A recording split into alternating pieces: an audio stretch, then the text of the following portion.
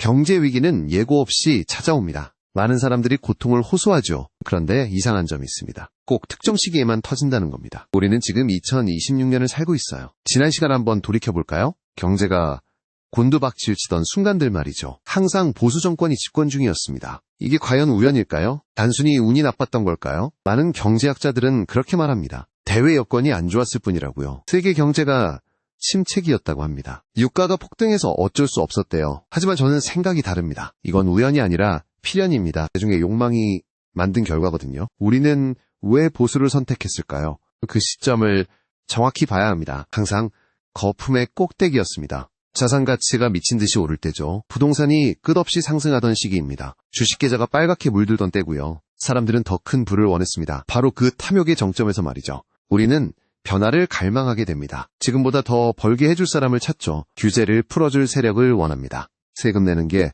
너무 아까워집니다. 그래서 보수 정당에 표를 던집니다. 기업하기 좋은 나라를 만든다니까요. 부자 감세가 나에게도 득이 될 것 같죠. 이런 심리는 아주 교묘하게 이용됩니다. 미디어는 장밋빛 미래만 보여주죠. 규제만 풀면 다 부자가 될 것처럼요. 대중은 그 달콤한 말에 취해버립니다. 세뇌와 선동은 이때 가장 잘 먹힙니다. 이성이 마비되는 시기이기 때문이죠. 탐욕이 눈을 가려버린 상태니까요. 리스크는 전혀 보이지 않게 됩니다. 그렇게 보수 정권이 탄생합니다. 화려한 공약을 내걸고 들어서죠. 하지만 그 시점이 언제라고 했나요? 바로 거품이 터지기 직전입니다. 이미 경제는 한계에 다다랐습니다. 더 이상 오를 곳이 없는 상태죠. 그런데도 엑셀을 더 밟으려 합니다. 브레이크를 밟아야 할 시점에요. 정권이 바뀌고 정책이 시행됩니다. 가장 먼저 하는 게 무엇인가요? 대기업 규제를 대폭 완화합니다. 부자들의 세금을 깎아줍니다. 이걸 낙수 효과라고 포장합니다. 위에서 물이 넘쳐 흐른다고 하죠.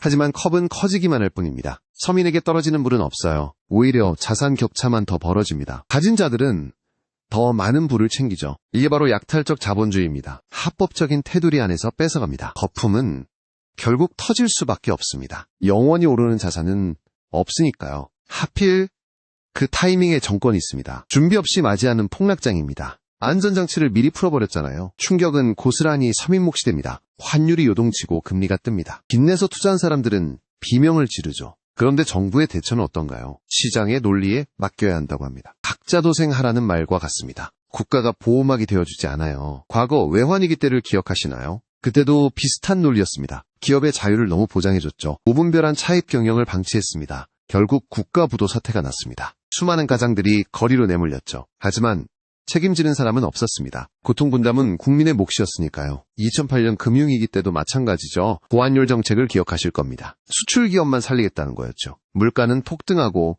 서민은 울었습니다. 그리고 최근 몇 년을 보세요. 부동산 거품이 꺼지기 시작했죠. 무리한 대출이 부메랑이 되었습니다. PF 부실이 여기저기서 터졌습니다. 이 모든 게 예견된 수순이었습니다. 경고음은 계속 울리고 있었거든요. 하지만 탐욕에 눈먼 우리는 무시했죠. 설마 내가 망하겠어 하는 마음으로요. 보수 정권은 이 위기를 이용합니다. 공포 마케팅을 시작하는 겁니다. 경제가 어려우니 허리띠를 졸라매라. 노동 유연화가 필요하다고 말합니다. 해고를 쉽게 만들려고 합니다. 임금 상승을 억제하려고 하죠. 기업이 살아야 나라가 산다면서요. 희생양은 언제나 노동자입니다. 이 패턴은 소름 돋게 반복됩니다. 학습 효과가 없는 것만 같습니다. 욕망이 이성을 지배하기 때문이죠. 당장 눈앞의 이익만 쫓으니까요. 10대, 20대들도 현혹되기 쉽습니다. 코인이나 주식 열풍을 보세요. 한 방의 인생 역전을 꿈꿉니다. 성실한 노동의 가치는 폄하되죠. 이런 분위기를 누가 만들었나요? 돈이면 다 된다는 천박한 자본주의죠. 그걸 옹호하는 게 누구입니까? 바로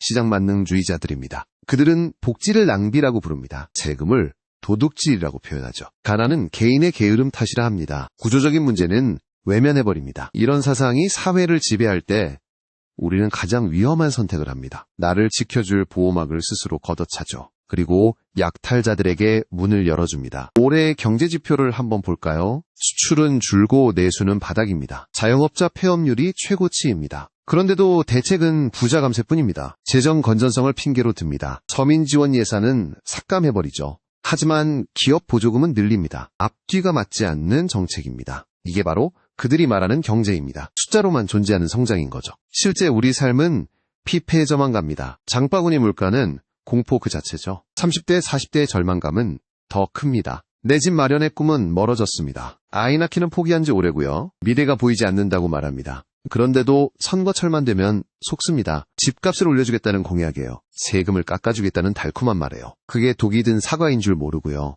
역사는 거짓말을 하지 않습니다. 데이터는 분명히 보여주고 있어요. 보수 집권기와 경제 위기의 상관관계를요. 이건 단순한 우연의 일치가 아닙니다. 시스템적인 필연이라고 봐야 합니다. 거품을 키우고 터뜨리는 과정이죠. 그 과정에서 부는 재편됩니다. 서민의 돈이 부자에게로 이동하죠. 위기는 기회라는 말이 있습니다. 현금을 가진 자들에게만 해당되죠. 폭락한 자산을 헐값에 줍습니다. 양극화는 더욱 극심해지는 겁니다. 우리는 이제 깨달아야 합니다. 탐욕이 부른 대가가 무엇인지를요. 내 욕심이 나를 찌르는 칼이 됩니다. 투표소에서의 선택이 내 삶을 망칩니다. 언론의 선동에 휘둘리지 마세요. 그들은 기득권의 스피커일 뿐입니다. 경제 위기의 본질을 숨기려 하죠. 남 탓으로 돌리기에 바쁩니다. 노조 때문에 경제가 어렵다고 합니다. 최저임금이 높아서 망한다고 하죠. 정말 그게 원인이라고 생각하세요? 진짜 원인은 방만 경영과 탐욕입니다. 경영진의 무능은 감춰집니다. 모든 책임은 약자에게 전가되죠. 이 프레임에 갇히면 답이 없습니다. 우리는 똑똑해져야만 합니다. 경제가 망가지는 메커니즘을 보세요. 규제 완화가 만능 열쇠가 아닙니다. 적절한 통제와 균형이 필요합니다. 시장은 완벽하지 않기 때문입니다.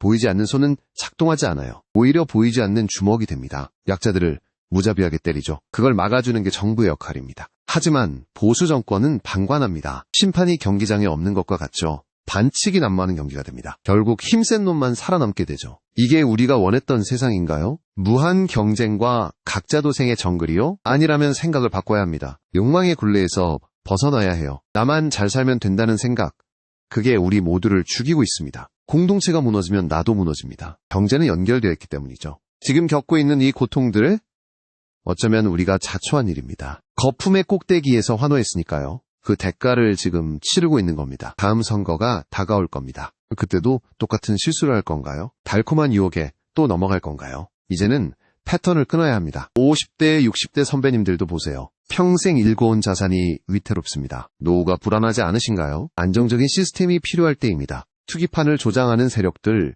그들을 경계해야 합니다. 건전한 성장을 말하는지 봐야 해요. 아니면 한탕주의를 부추기는지요. 경제가 어렵다는 말은 사실입니다. 하지만 그 해결책이 틀렸습니다. 부자를 더 부자로 만드는 방식, 그건 해결책이 아니라 독약입니다. 우리는 속지 말아야 합니다. 경제학자들의 어려운 용어들을, 그 속에 숨겨진 의도를 읽으세요. 결국 누구의 이익을 대변하는지요. 지금의 위기는 구조적입니다. 약탈적 시스템이 만든 결과물이죠. 이 고리를 끊지 않으면 반복됩니다. 몇 년 뒤에 또 겪게 될 겁니다. 더 큰 거품과 더 큰 붕괴, 그 사이에서 서민만 죽어납니다. 이제는 냉정해질 시간입니다. 뜨거운 가슴보다 차가운 머리로요. 탐욕을 내려놓고 현실을 봅시다. 나의 한 표가 내 밥그릇을 깹니다. 보수 정권이 들어서면 왜 망하는가? 그 답은 우리 안에 있었습니다. 우리의 욕망이 그들을 불렀고 그들은 시스템을 망가뜨렸습니다. 이 소름돋는 평행이론을 기억하세요. 우연은 계속되면 운명이 됩니다. 2026년 오늘을 살아가는 우리,